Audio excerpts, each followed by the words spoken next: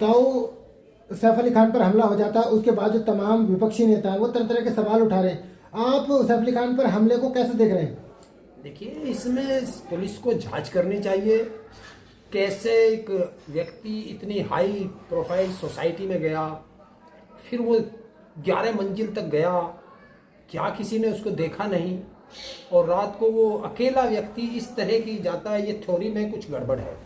लेकिन पुलिस तो कह रही चोरी के इरादे से गया। देखिए, अगर चोरी के इरादे से गया तो वो 1 करोड़ रुपए मांग रहा, जैसा वहां से खबर आ रही है। पता चल रहा है कि वो मेड से इलझ रहा था। सैफ अली खान ऊपर से नीचे आए आवाज़ सुन के, और जो बता रहे हैं, जो चाकू बताया जा रहा है, जिस चाकू का नाम लिया जा रहा है, वो बहुत खतरनाक है।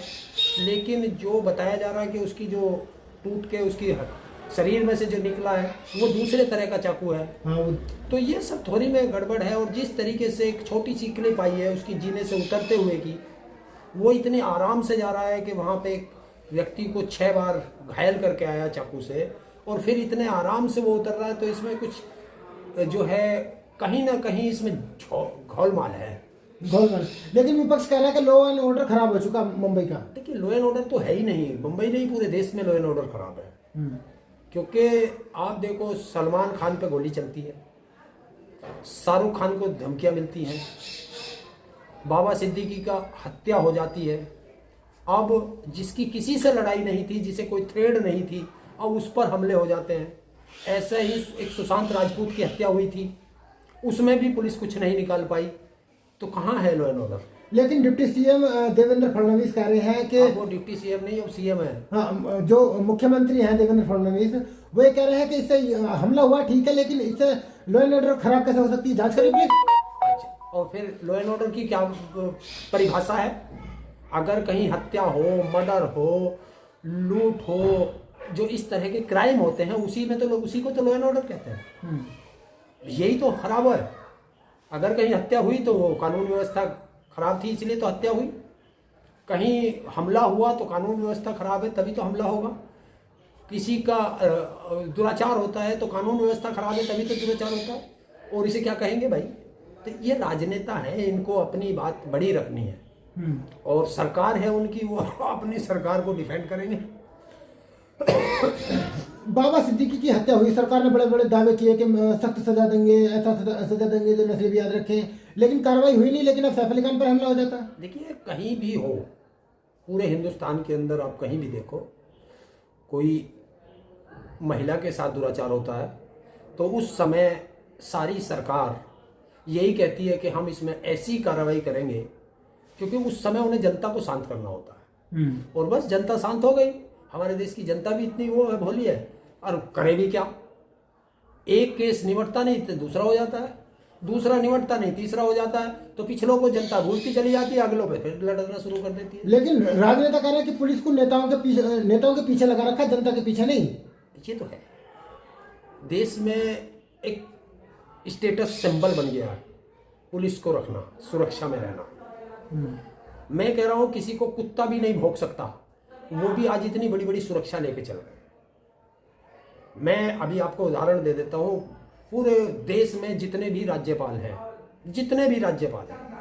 उसमें 1-2 को छोड़ दीजिए, बाकी उस राज्यपाल को आप शहर में निकाल दीजिए एक छोटी गाड़ी से, कुत्ता भी नहीं भौंक सकता, पहचानते नहीं। अभी उत्तर प्रदेश की राज्यपाल हैं आनंदीबेन पटेल, गुजरात की है, उनको आप किसी गाड़ी से निकाल दीजिए, अकेले पैदल निकाल दीजिए, इस देश की 99% प्रदेश की 99% जनता उसको पहचान नहीं पाएगी। और सुरक्षा के हिसाब से उत्तर प्रदेश में शायद सबसे ज्यादा सुरक्षा उसके पास है। क्यों है? ऐसे ही नागरिक वो इस प्रदेश की है, ऐसे ही नागरिक मैं इस प्रदेश का हूं, तो जितनी सुरक्षा उसे है, इतनी सुरक्षा प्रदेश के हर नागरिक को दो। लेकिन इसका मतलब क्या है? चलो, वही सरकार बदलवाने के लिए पुलिस नेताओं के पीछे लगा रखी है, बाकी नहीं है। ये तो होता है, नेताओं की जासूसी करना, नेताओं की कमियों का पता। जनता के लिए नहीं लगा रखी पुलिस है ना, जनता के लिए कहाँ है? जनता के लिए अगर पुलिस हो तो अपराध क्यों होगा?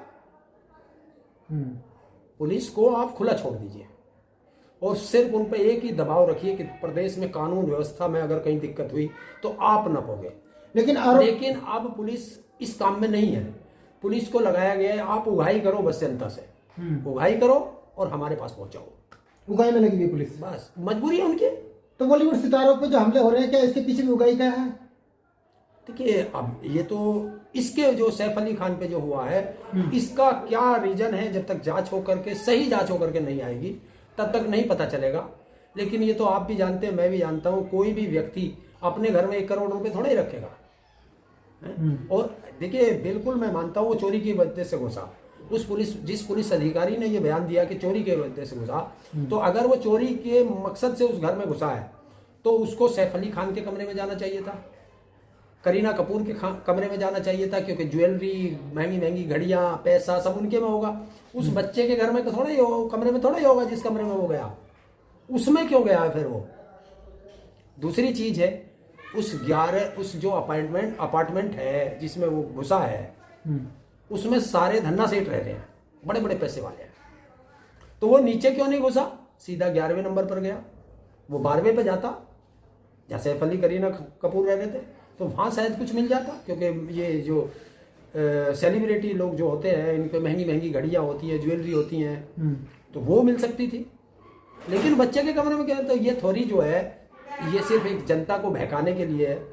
लेकिन ये और दूसरी चीज है, जो सरकार है वो अपनी कानून व्यवस्था को अच्छा बताने के लिए कुछ ना कुछ बहाना ढूंढेगी। लेकिन कुल मिलाकर के हमला हुआ, ये तो सबने देखा कि भाई उसके चाकू लगे हैं, हॉस्पिटल गया है, हॉस्पिटल ने उसकी सर्जरी की है। और मैं एक चीज और बता दूं, बड़ा रोचक किस्सा है कि जिसके 6 चाकू लगे और ऐसी जगह लगे कि अगर ये 2 mm और अंदर को mm या कुछ था वो, अगर इतना वो डॉक्टर ने बताया कि और होता तो वो शायद सारे जीवन के लिए अपाहिज हो जाता।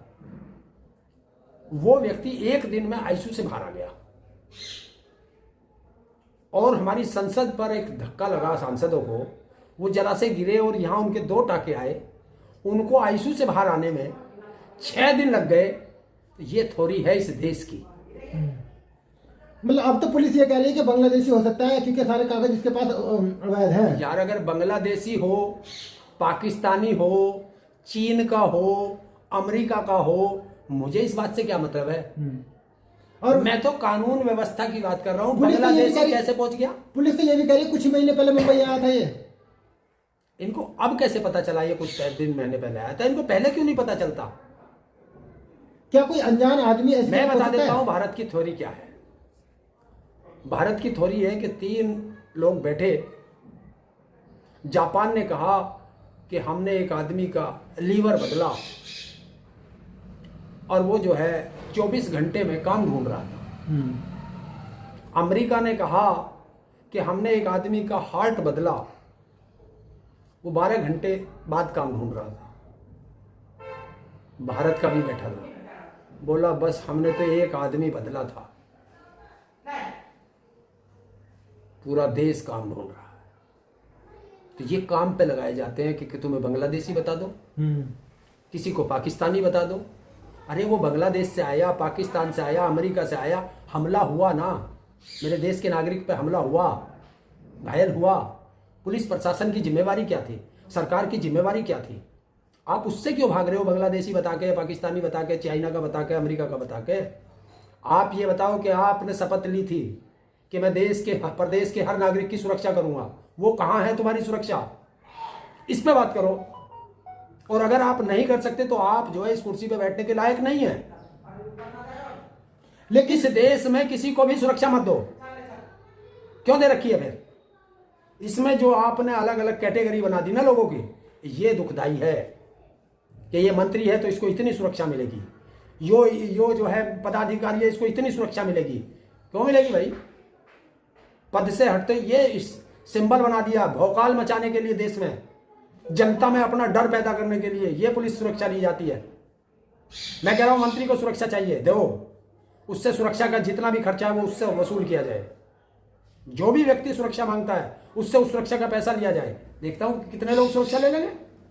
लेकिन अब तो सैफ अली खान पर हमला हो जाता है, लेकिन सोशल मीडिया पर चलाया जा रहा है कि कुमार विश्वास गिरफ्तार होने चाहिए। देखिए, जब कोई व्यक्ति इस तरह की भाषा बोलता है तो लोगों में एक वो जाता है कि ये व्यक्ति ने ऐसा बोला।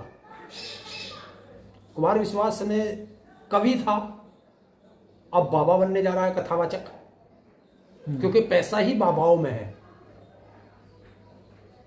उसने कहा कि इसने तैमूर कोई था मुस्लिमों में, उसने हमारे देश पे हम आक्रमण किया था, तो इसने उस आक्रांता का नाम तैमूर क्यों रखा। तो आप इससे पूछ लेते कि राम तो महापुरुष थे, तो फिर आसाराम नाम क्यों रखा गया, तारुल पे राम रहीम क्यों राम नाम रखा गया है। तो ये नाम से थोड़ा ही होता है। ये सब क्या है कि हमारी जनता को बेवकूफ बनाना है, मूर्ख बनाना चाहते हैं ये लोग, और मूर्ख बना करके अपनी दुकान चलाना चाहते हैं। लेकिन कुमार विश्वास ये भी तो कह रहे थे कि स्टार हम बने, पैसा हम दे, टिकट हम खरीदे, शोहरत तुम्हें दे, और नाम रखोगे विदेशियों के नाम पर, दुश्मनों के। अरे मैं तो कह रहा हूं राम रहीम नाम कौन सा है, ये किसके नाम पर रखे। तो फिर भारत सरकार को एक वो खोल देना चाहिए, एक मंत्रालय, और कुमार विश्वास को उसका अध्यक्ष बना देना चाहिए कि इस देश में जिसके भी कोई बच्चा या बच्ची पैदा होगी तो वो वहां से कुमार विश्वास से परमिशन लेके आए कि हमें अपने बच्चे का नाम क्या रखना।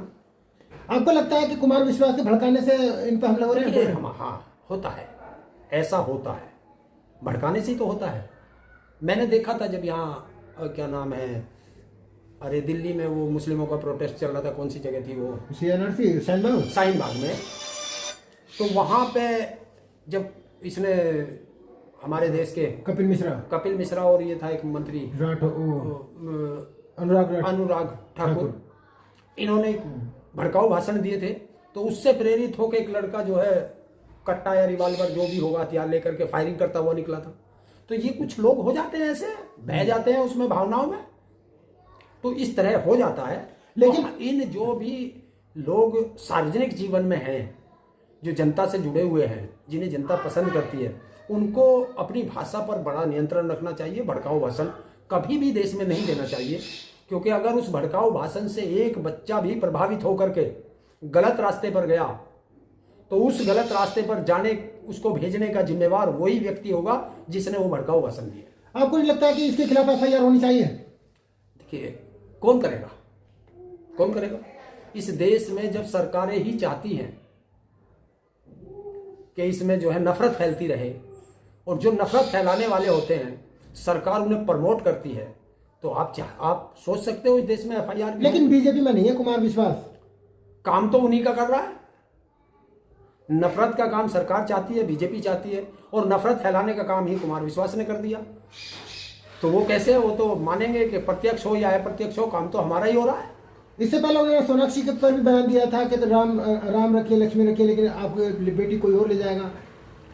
नहीं, उसने मोहन भागवत को कह देते, उसे अडवाणी जी को कह देते, मुरली मनोहर जोशी को कह देते, उनको नहीं कहा। उनको क्यों नहीं कहा? बेटी तो उनकी भी गई है, उनको क्यों नहीं कहा? जब मुरली मनोहर जैसे लोगों की बेटी जाती है जो हिंदुओं के ठेकेदार बनते हैं, तब ना धर्म खतरे में आता ना देश खतरे में आता। देखिए, कभी कोई खतरे में नहीं आता। जो धर्म के ठेकेदार बनते हैं ना, वो नियम सब आम जनता के लिए होते हैं, इनके लिए नियम नहीं होते। इनके लिए नियम कहाँ है? अभी जो छोटे छोटे जो नेता हैं वो हिंदू मुस्लिम करते हैं, और देश का प्रधानमंत्री हाजी अली की दरगाह पर चद्दर भेजता है, और इन्हीं का मंत्री जाके चढ़ाता है बीजेपी का, किरण रिजिजू। बुलडोजर चलाने की बात हुई थी, राजनाथ सिंह जी ने चद्दर भेजी। बताइए, तो हमारे लिए वो हिंदू मुस्लिम का झगड़ा कराएंगे, हमें आपस में लड़ा देंगे। कभी ये कुमार विश्वास हो या ऐसे जो भड़काऊ भाषण देने वाले लोग हैं, कभी इनके बच्चे भी आएंगे क्या? बताओ, इनके बच्चे भी आएंगे क्या किसी उसमें जो वो होते हैं फंक्शन, जो भीड़ का हिस्सा होते हैं, कभी आएंगे? नहीं आएंगे। तो तमाम सेलिब्रिटी पर अगर ये हमले हो रहे हैं तो इसके जिम्मेदार कौन है? सरकार। देखिए, कोई भी देश में कहीं भी कोई अप्रिय घटना घटती है भारत के किसी भी नागरिक के साथ, तो उसकी जिम्मेवारी सरकार की तो है। भाई, कानून व्यवस्था की जिम्मेवारी किसके पास है? सरकार के। हर देश के हर नागरिक की सुरक्षा की जिम्मेवारी किसके पास है? सरकार के। तो सरकार से ही तो सवाल करोगे। और उसका अगर किसी पे हमला होता है तो उसकी जिम्मेवारी सरकार की है। सोशल मीडिया पर चल रहा है कि कुमार विश्वास राज्यसभा या बीजेपी में शामिल होना चाहते हैं, इसलिए इस तरह के भड़काऊ भाषण दे रहे हैं। हो सकता है, देखिए ये राजनीति में कौन जाना चाहता है, कौन राज्यसभा जाना चाहता है, ये तो वही बता सकते हैं। मैं तो भविष्य वक्ता हूँ नहीं। जब जाएंगे तो आपको भी पता चलेगा, सबको, पूरे देश को पता चल जाएगा। जिस तरीके से भड़काऊ भाषण देने पे कपिल मिश्रा को टिकट मिल गया, जिस तरह भड़काऊ भाषण देने पे वो एक महिला थी उसको टिकट मिल गया, जिस तरह भड़काऊ गालियां देने पर वो है विदुड़ी है उसको टिकट मिल गया, हो सकता है इसको भी मिल जाए, कुमार विश्वास को मिल हो जाए। सकता है ये भी इसी लाइन में लग रहा हो। यार जब भी मिलता है तो जितना मुसलमानों को गाली दोगे, देश में नफरत फैलाओगे, तो हो सकता है वो संसद चला जाए, तो मैं ही क्यों पीछे रह जाऊं, जो भी उस लाइन में लग गया। लेकिन कुमार विश्वास के लिए तो टिकट है ही नहीं, क्योंकि लोकसभा चुनाव हो चुके हैं, विधानसभा दिल्ली में हो गए, तो कहाँ जाएंगे। अभी तो बता रहे हो आप राज्यसभा का, हाँ। तो ये तो कभी भी मिल सकती है। अच्छा, राज्यसभा जाना चाहते हैं। देखो मुझे नहीं पता जानना चाहते हैं, मैं तो बता रहा हूँ। मुझे क्या पता कौन क्या क्या बनना चाहता है। मुझे आपका पता है कि आप पत्रकार ही रहोगे या कुछ और बन जाओगे। कल को अगर सरकार ने आपको टिकट राज्यसभा भेज दिया तो आप पत्रकारिता करोगे। देखा नहीं है कितने पत्रकार भी आज राज्यसभा में बैठे हैं अपनी पत्रकारिता छोड़ के। कितने डॉक्टर आप राज्यसभा में बैठे हैं अपनी डॉक्टरी छोड़ के। कुछ तो जज भी चले गए अपनी जजी छोड़ करके हैं, तो वो भी राज्यसभा जाकर बैठ गए। तो आप किसी का कुछ पता थोड़ी।